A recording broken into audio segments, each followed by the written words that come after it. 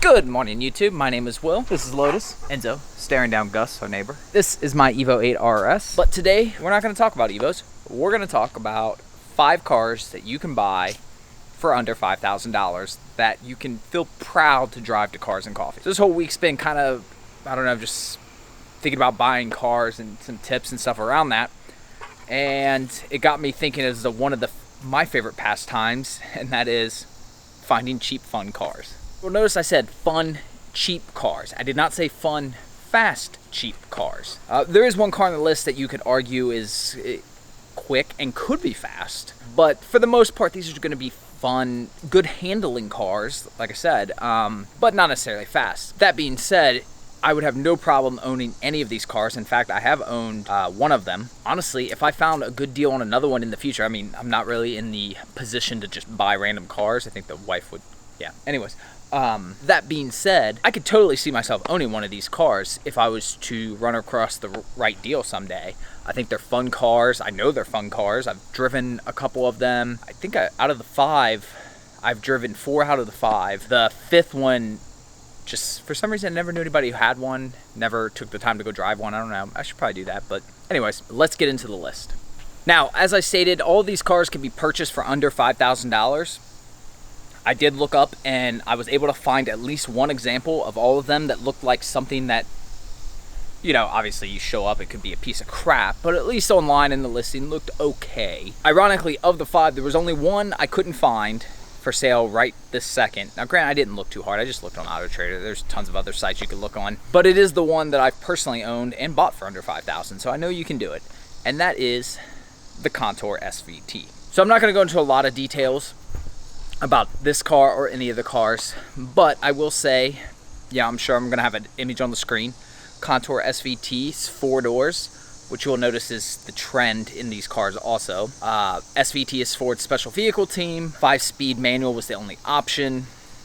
Quick, torquey, relatively good handling, especially for the age, like when it came out. And like I said, from owning one for a couple years, I can tell you it's a lot of fun. If you found a good one today, absolutely fun car. You'd have a blast with it. Car number 2, sticking with the SVT theme, is the SVT Focus. So the SVT Focus came out after the Contour. In a lot of ways, it was a replacement in the sense that SVT obviously wasn't going to mod the Contours anymore. Those were gone. So they moved on to the new hot car, and that was the Focus. While I never owned one of these, I have driven one on multiple occasions, including back when they were brand new. So I can speak from personal experience that they're super fun to drive. They're high revving, I think like 7K. I don't know if they're as fast as the Contour. I know the Contour felt, at least in memory, more torquey, like down low. But I don't know which one's faster. You'd have to look up the specs, but I mean, neither one of them's that fast. Focus definitely looked a little more cooler, kind of stood out a little bit more than the Contour. The Contour is definitely much more subtle of a car. And unlike the Contour, you're gonna have way more ease finding an SVT Focus. In fact, I actually found one near me. I was thinking about going to drive it. I don't like it completely, and it's a little bit more than I'd want to pay for one, but still the fact I actually found one near me I thought was impressive. All right, car number 3. Oh, you in attack mode? All right, car number 3 is one that I've also driven and almost bought one at least once or twice in my time. That is the Mazda Protege Mazdaspeed, or Mazdaspeed Protege. I don't know how they say it. It is one of only 2 turbo cars on this list today, although I don't think it's the fastest though, because even with the turbo, it's still only put like 170 horsepower. But again, I drove one of these. I don't know how much these things weigh, but I bet these things don't even weigh like 2,500 pounds. Like, they're so small and light. If there was a blast, like on some back roads, they're gonna be hard to find for sure. But if you are really patient or lucky, you could find one. All right, the 4th car on the list is the one car that I have not driven, or actually, I don't even think I've ridden in one, to be completely honest. They were frequent around, you know, when I was doing a lot of car things and stuff, you saw them around a lot. They were always kind of interesting. Whenever I was looking for like a new daily driving car or cheap car, one I always did look for, there was just never one available at the time or whatever.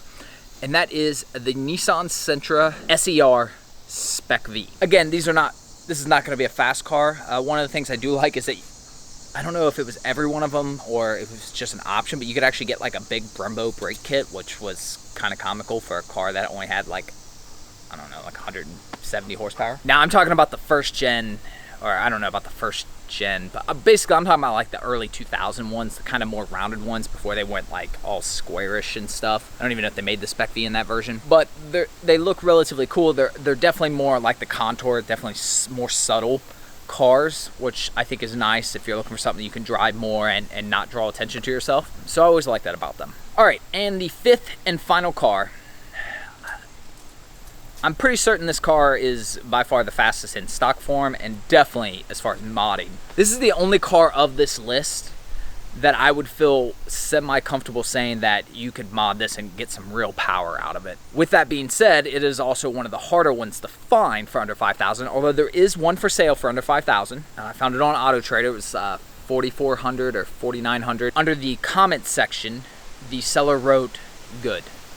Like literally just the word good, nothing else. So I don't know a whole lot about it. There's only a few photos, but apparently it's good. And that is the Dodge, I don't think you're supposed to call it a neon, SRT4. So this isn't the squarish one that nobody remembers. This is the original SRT4. Front wheel drive, 220 some odd horsepower, I believe. So I've had friends that had these over the years that I've ridden and driven in. I also drove one when they were brand new, like test drove one. Super fun cars. The problem is they were really cheap. I mean, they were like 20 grand new and they could be modded easily. So everybody did, and everybody beat the crap out of them. Even worse than Evos. I mean, you think there's some shady looking Evos for sale out there. My gosh, the SRT4s is just a nightmare. But if you're patient and you're thorough, you can be had. And that would definitely be, honestly, out of the five, I don't know that I would put it as the coolest car to drive to the Cars and Coffee.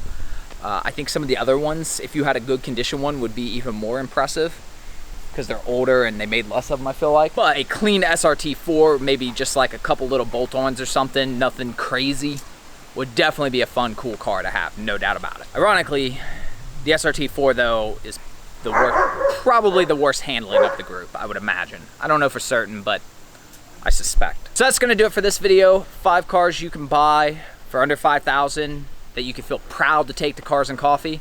That is the Contour SVT, the Focus SVT, the Mazda Protege, Mazdaspeed, the Nissan Sentra SER Spec V, and the Neon SRT4. That's gonna do it for this video. If you have any questions specifically, comment below. Enzo, that's enough. If you have any questions, comment below. If you have any suggestions for similar cars that I've left off, because I'm sure there's gotta be some others that I couldn't think of, definitely comment those below as well. As always, if you want to DM me directly, you can do so on Instagram. Otherwise, I will see you guys tomorrow. Oh, say bye, Lotus. Say bye. Say bye. You're one and